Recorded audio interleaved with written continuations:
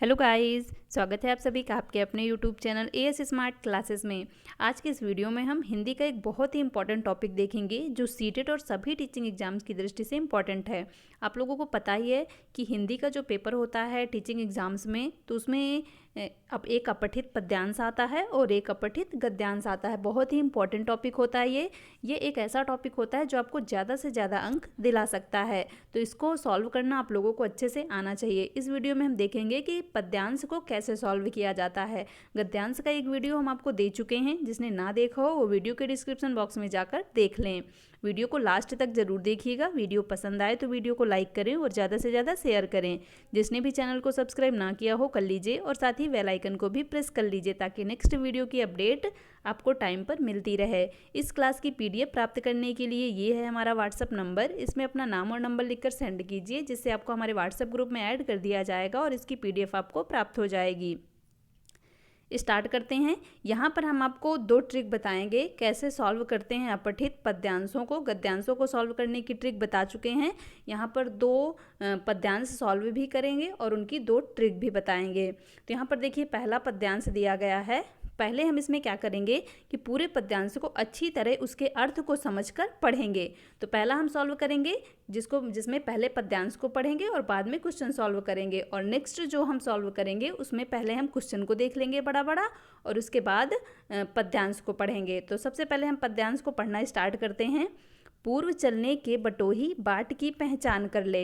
बटोही मतलब रास्ते में जिसको चलना है, या मतलब जिसको अपनी ज़िंदगी में आगे चल रहा है जो, तो उस इंसान को कहा गया है कि जो बटोही है, चलने के पहले वो तुम अपने बाट या रास्ते की पहचान कर लो। है अनिश्चित किस जगह पर सरित गिर गौहर मिलेंगे। ये अनिश्चित है कि किस जगह पर नदी मिल जाए, पहाड़ मिल जाए, गहरे गड्ढे खाइयाँ मिल जाएं, यह सब अनिश्चित है। आगे कह रहा है अनिश्चित किस जगह पर बाग वन सुंदर मिलेंगे। यह भी अनिश्चित है कि कहाँ पर तुमको अच्छे बाग मिल जाएं, वन मिल जाएं सुंदर सुंदर। किस जगह यात्रा खत्म हो जाएगी, यह भी अनिश्चित। कहाँ पर तुम्हारी यात्रा खत्म हो जाए, यह भी अनिश्चित है। अनिश्चित कब सुमन कब कंटकों के सर मिलेंगे। यह भी अनिश्चित है कि कब तुमको सुमन मिल जाए, कब कंटकों के सर मिल जाएं। अब यहाँ पर सुमन से अर्थ लिया गया है कि कब सुख मिल जाए, और कंटकों से मतलब कंटकों मतलब कांटे, तो कहाँ पर तुमको दुख मिल जाए, कहाँ पर सुख मिल जाए, यह सब अनिश्चित है। आगे कह रहा है कौन सहसा छू जाएंगे मिलेंगे कौन सहसा। यह भी अनिश्चित है कि कौन अचानक से तुमको छू जाएंगे, कौन अचानक से तुमको मिल जाएंगे रास्ते पे, यह भी अनिश्चित है। आ पड़ेगा कुछ भी रुकेगा तू न ऐसी आन कर ले। कुछ भी तुम्हारे रास्ते में आए, मतलब जिसको ज़िंदगी में अपने आगे बढ़ना है, तो उसके रास्ते में कुछ भी आए वह उसको रुकना नहीं है, ऐसी वह आन कर ले, ऐसा प्रतिज्ञा कर ले। आगे कह रहा है पूर्व चलने के बटोही बाट की पहचान कर ले। पूर्व चलने से पहले जो बटोही है, अपने बाट या रास्ते की पहचान कर लो कि सब कुछ अनिश्चित है। क्या तुमको कहाँ पर क्या मिल जाए, कहाँ पर तुम्हारी यात्रा खत्म हो जाए, ये सब कुछ अनिश्चित है। कहाँ पर सुख या दुख मिल जाए, कहाँ पर बागवन सुंदर मिल जाए। तो इसका अर्थ तो हमने अच्छे से समझ लिया। अब आगे देखेंगे इससे रिलेटेड क्वेश्चन कैसे क्वेश्चन आते हैं। तो फर्स्ट क्वेश्चन है, कविता की पंक्तियों में यात्रा की किस विशेषता की ओर संकेत किया गया है। सुखों की ओर, अनिश्चितता की ओर, साहस की ओर या कठिनाइयों की ओर। तो कविता की प्रत्येक पंक्ति में देखिए, जहाँ लगभग ज़्यादा पंक्तियों में यही कहा गया है कि सब कुछ अनिश्चित है, कि तुमको रास्ते पर क्या मिल जाए, कुछ भी भरोसा नहीं। कहाँ पर नदियाँ मिल जाए, पहाड़ मिल जाए, बाग वन मिल जाए सुंदर सुंदर, या कहाँ पर सुख या दुख मिल जाए, सब कुछ अनिश्चित है। तो यहाँ पर किसकी ओर संकेत किया गया है, अनिश्चितता की ओर। राइट आंसर हो जाएगा option number B. Next question देखेंगे, कविता में आए सुमन और कंटक किस भाव के प्रतीक हैं। सुमन, सुमन फूल से भी कह सकते हैं, कंटक कांटा, लेकिन पूछ रहा है कविता में ये किस भाव, क्या भाव दे रहे हैं। ऑप्शन नंबर ए है बाग और वन, सुख और दुख, प्रिय और अप्रिय, फूल और कांटे। तो यहाँ पर कविता में कौन सा भाव दे रहे हैं, तो अभी हमने ऊपर आपको बताया भी था कि कविता में ये भाव दे रहे हैं सुख और दुख का। कहाँ पर तुमको सुख मिल जाए, कहाँ पर दुख मिल जाए। तो राइट आंसर हो जाएगा option number B. Next question देखेंगे, कविता की पंक्तियों में कवि व्यक्ति को किस बात की प्रेरणा दे रहा है। ऑप्शन नंबर ए है पर्वतों को देखकर ना डरने की, गहरी नदियों से ना डरने की, हर स्थिति में आगे बढ़ने की, या हर स्थिति में साहस दिखाने की। तो कवि ने हर पंक्ति में क्या कहा है, किस बात की प्रेरणा दे रहा है, यहाँ आपको बताना है। अर्थ को तो हमने अच्छे से समझा, तो यहाँ पर इसका जो राइट आंसर होगा, कवि ने कहा है कि हर स्थिति में कुछ भी तुमको रास्ते में मिले, तुमको हर स्थिति में आगे बढ़ते जाना है। तो राइट आंसर हो जाएगा इसका ऑप्शन नंबर सी के साथ चला जाएगा। नेक्स्ट क्वेश्चन देखेंगे। इस जीवन यात्रा में सब कुछ निश्चित है, सब और मुश्किल है, सब और सुख है, या कुछ भी निश्चित नहीं है। तो देखिए हर पंक्ति में कवि ने कहा है कि सब कुछ अनिश्चित है, बिल्कुल नहीं होगा। सब और मुश्किल है, अब देखिए मुश्किल तो है हर और, लेकिन कभी सुख भी मिलता है, कभी दुख भी मिलता है। तो ये भी हम नहीं कह सकते कि सब और मुश्किलें ही मुश्किल है, क्योंकि कहीं पर ऐसा भी होता है जहाँ पर कुछ सरलता भी होती है, ये भी नहीं कह सकते हम। सब और सुख है, ये तो बिल्कुल नहीं कह सकते, क्योंकि कहीं दुख कहीं सुख। इसका जो राइट आंसर होगा वह चला जाएगा ऑप्शन नंबर डी के साथ। कुछ भी निश्चित नहीं है, कहाँ आपको सुख मिल जाए, कहाँ आपको दुख मिल जाए, लेकिन आपको हर स्थिति में आगे बढ़ते रहना है। नेक्स्ट क्वेश्चन देखेंगे। नीचे दिए गए शब्दों में से सरित का समानार्थी कौन सा नहीं है। अब देखिए 1 या 6 क्वेश्चन एक पैराग्राफ में आते हैं, जो पद्यांश आता है उसमें 6 क्वेश्चन लगभग पूछे जाते हैं, तो उसमें 1 या 2 क्वेश्चन व्याकरण से भी लिए जाते हैं, जिससे आपको व्याकरण का भी ज्ञान होना चाहिए, वो इस पैराग्राफ से संबंधित नहीं होते हैं। तो यहाँ पर हम देखते हैं, देखिए व्याकरण से संबंधित प्रश्न है, सरित का समानार्थी शब्द कौन सा नहीं है। समानार्थी मतलब जो समान अर्थ दे, सरित मतलब हो जाएगा नदी। देखते हैं ऑप्शन नंबर ए कह रहा है जयमाला, नद, प्रवाह या तटनी। तो देखिए ये जो सरित है, इसको ये नदी का समानार्थी है।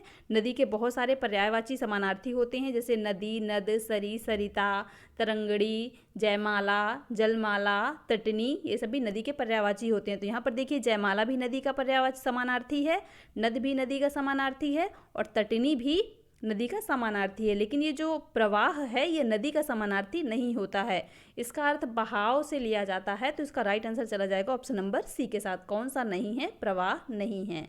नेक्स्ट क्वेश्चन देखेंगे। ये भी देखिए व्याकरण से ही संबंधित है। अनिश्चित शब्द में कौन सा प्रत्यय आ सकता है। क्वेश्चन ध्यान से पढ़िए, आ सकता है। यहाँ पर ये नहीं पूछ रहा कि कौन सा प्रत्यय इसमें है, इसमें कोई प्रत्यय नहीं, इसमें पूछ रहा है कौन सा प्रत्यय आ सकता है। ऑप्शन नंबर ए ती।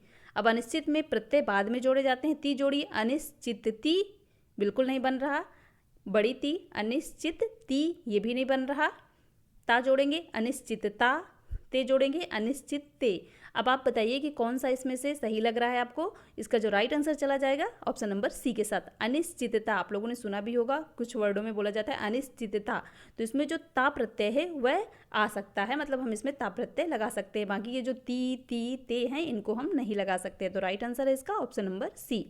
तो ये पहला पद्यांश कंप्लीट हुआ। अब हम नेक्स्ट दूसरा पद्यांश देखेंगे, जिसमें हम पहले क्वेश्चनों को देखेंगे, उसके बाद पद्यांश को पढ़ेंगे। बहुत ही इंपॉर्टेंट टॉपिक है। वीडियो पसंद आ रहा हो तो वीडियो को लाइक कर दें और ज़्यादा से ज़्यादा शेयर कर दें। ये देखिए दूसरा पद्यांश है। पहले हम इसमें बड़ा बड़ा क्वेश्चनों को देख लेते हैं। कौन कौन से क्वेश्चन हैं। कवि उन्हें नमन कर रहा है जो सरल मार्गों पर चलते हैं, दूसरों को प्रेरणा देकर मरते हैं, लाखों दीपक जलाते हैं, या लहरों पर नाव चला दे लेते हैं। आगे नेक्स्ट क्वेश्चन है, कविता में बैसाखी का भावार्थ है। नेक्स्ट क्वेश्चन क्या कह रहा है, पानी पी प्यास बुझाना आसा है में अलंकार है। अब ये देखिए ये भी यहाँ पे संबंधित है व्याकरण से, तो इसके लिए हमें व्याकरण आना बहुत ज़रूरी है। आगे देखते हैं। नेक्स्ट क्वेश्चन कह रहा है, समाज उन्हें सदा सम्मानित करता है जो क्या करते हैं, कुएं खोदते हैं, प्यासे को पानी पिलाते हैं, सबको कामों में हित करते हैं, सदियों तक पूजे जाते हैं। नेक्स्ट क्वेश्चन देख लेते हैं। कवि के अनुसार उनका जीवन आसान नहीं है जो स्वयं अपने लिए साधन जुटाते हैं, लोगों के समान सामने हाथ फैलाते हैं, बैसाखी के सहारे चलते हैं, या परिश्रम से बीती बहारों को लौटा लाते हैं। नेक्स्ट और लास्ट क्वेश्चन है, नौसिखिया हैं, नया सीखने वाले, नौ विषय जानने वाला, नए विषय पढ़ाने वाला, या नया सिखाने वाला। अब हम देखिए क्वेश्चनों को हमने बड़ा देख लिया। अब हम देखेंगे पैराग्राफ को, पद्यांश को क्या कह रहा है। इसमें अर्थ के साथ पढ़िए तो समझ में आएगा। हवा चले अनुकूल तो नावें नौसिखिए भी खेलेते हैं। अब जैसे नदियों में जो नावें चलाई जाती हैं, तो अगर हवा उनके अनुकूल चल रही है तो नावें चलाने में आसानी होती है। तो जो नौसिखिए मतलब नया सीखने वाले होते हैं वो भी नाव खेलेते हैं। सहज डगर पर लंगड़े भी चल बैसाखी से लेते हैं। रास्ता अगर सरल हुआ तो जो लंगड़े होते हैं वह भी बैसाखी से चल लेते हैं। मिटे जो दीप स्वयं रोशन कर लाखों चिरागों को। कह रहा है यहाँ पर कि जो दीप स्वयं मिट जाते हैं लाखों चिरागों को रोशन करके जो दीप स्वयं मिट जाते हैं, नमन उन्हें है जो लौटा लाते हैं गई बहारों को। उन्हें नमन करना चाहिए जो गई बहारों को लौटा लाते हैं और खुद मिट जाते हैं, स्वयं को मिटा देते हैं लाखों चिरागों को जलाने के लिए। फैला करके हाथ किसी के सम्मुख झुकना आसान है। किसी के सामने अगर हाथ फैलाकर झुक जाना तो बहुत आसान होता है। बहती नदियों से पानी पी प्यास बुझाना आसान है। नदी अगर बह रही है, प्यास लगी है आपको, तो उससे पानी पीकर प्यास बुझाना भी बहुत आसान होता है। नित्य खोद कर नए कुएं जो सबकी प्यास बुझाते हैं, वही लोग हैं जो सदियों तक जग में पूजे जाते हैं।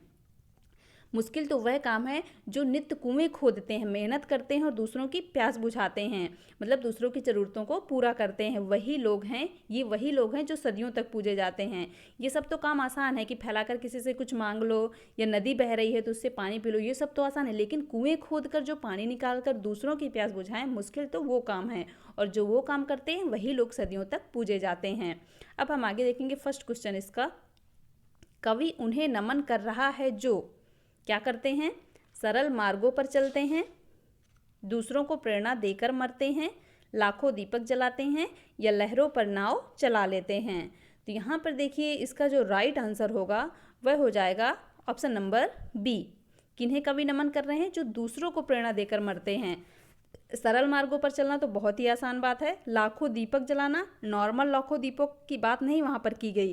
वहाँ पर बात की गई है कि जो दूसरों के लिए लाखों चिरागों को जलाकर खुद अपने आप को मिटा देते हैं या मिट जाते हैं। तो यहाँ पर लाखों दीप जलाना नॉर्मल सी बात नहीं वहाँ पर की गई, बहुत गहरा अर्थ लिया गया है। नावों पर, लहरों पर नाव चला लेते हैं, ये भी देखिए एक नॉर्मल सी बात हो गई, लेकिन जो पद्यांश में बात की गई है उसमें बहुत ही गहराई से बात की गई है। तो यहाँ पर इसका राइट आंसर हो जाएगा ऑप्शन नंबर बी के साथ चला जाएगा। दूसरों को जो प्रेरणा देकर मरते हैं, कवि उनको नमन कर रहे हैं। नेक्स्ट क्वेश्चन देखेंगे। कविता में बैसाखी का भावार्थ है एक फसल, एक महीना, सहारा या सीढ़ी। तो कविता में जो आया था एक शब्द दिखाते हैं आपको, ये यहाँ पर सहेज डगर पर लंगड़े भी चल बैसाखी से लेते हैं। मतलब अगर रास्ता सरल हुआ तो किसी का सहारा लेकर लंगड़े भी चल लेते हैं, किसी भी चीज़ का सहारा हुआ उनको। तो यहाँ पर बैसाखी का जो अर्थ लिया गया है वह लिया गया है सहारा से। तो राइट आंसर हो जाएगा option number C. Next question देखेंगे। पानी पी प्यास बुझाना आशा है में अलंकार है। अब इसके लिए आपको अलंकार आना चाहिए। अलंकार का वीडियो भी हमने आपको नहीं दिया, आगे देंगे, तो जिसमें सभी चीज़ें क्लियर करेंगे। तो यहाँ पर देखिए, जब एक ही वर्ड की बार बार आवृत्ति हो तो वहाँ पर अनुप्रास अलंकार होता है। जैसे देखिए इसमें पानी पानी पानी में पा और ना कि यहाँ पर देखिए पा और पा की आवृत्ति हो रही है यहाँ पर, तो इसीलिए यहाँ पर कौन सा अलंकार हो जाएगा? अनुप्रास अलंकार हो जाएगा। तो यहाँ पर इसका जो राइट आंसर होगा वह चला जाएगा ऑप्शन नंबर बी के साथ। नेक्स्ट क्वेश्चन देखेंगे। समाज उन्हें सदा सम्मानित करता है जो नित्य नए कुएं खोदते हैं, प्यासे को पानी पिलाते हैं, अपने कामों में सबका हित करते हैं, सदियों तक पूजे जाते हैं। तो समाज किनको नमन करेगा? जो अपने कामों से दूसरों का हित करेंगे। नॉर्मल से कुएं से नित्य नए कुएं खोदते हैं, ये इससे तो कोई मतलब नहीं कि आप रोज़ नए कुएं खोदो, उससे जब किसी की ज़रूरतें पूरा करो तो वो मतलब का है। प्यासे को पानी पिलाना ये भी अच्छी बात है, लेकिन अगर मान लीजिए नॉर्मल आप नदी से पानी पिला दे रहे हैं तो उसका उतना मतलब नहीं होगा। अपने कामों से सबका हित करते हैं, तो यहाँ पे राइट आंसर चला जाएगा ऑप्शन नंबर सी के साथ। जिसको जिस तरह की ज़रूरत हो अपने कामों से सबका उसी रूप से हित करें। नेक्स्ट क्वेश्चन देखेंगे। कवि के अनुसार उनका जीवन आसान नहीं है जो स्वयं अपने लिए ही साधन जुटाते हैं, लोगों के सामने हाथ फैलाते हैं। अब जो लोगों के सामने हाथ फैलाते हैं वो उनका जीवन तो बहुत आसान है, ऊपर कवि ने बताया भी है, तो ये नहीं होगा। नेक्स्ट कह रहा है बैसाखी के सहारे चलते हैं, सरल रास्ते में बैसाखी के सहारे चलते हैं, ये भी नहीं होगा। परिश्रम से बीती बहारों को लौटा लाते हैं, तो देखिए यहाँ पर इसका राइट आंसर यही हो जाएगा कि जो खुद परिश्रम करते हैं और बीती बहारें, जो खोई हुई बहारें होती हैं, उनको लौटा लाते हैं। तो राइट आंसर चला जाएगा ऑप्शन नंबर डी के साथ। नेक्स्ट क्वेश्चन देखेंगे। नौसिखिया है। नौसिखिया मतलब क्या होता है? नया सीखने वाला, नौ विषय जानने वाला, नए विषय पढ़ने वाला या नया सिखाने वाला। तो नौसिखिए जो होते हैं वे नया सीखने वाले होते हैं। जब कोई कार्य को नया नया सीखा जाता है तो उसको बोला जाता है ये नौसिखिया है अभी।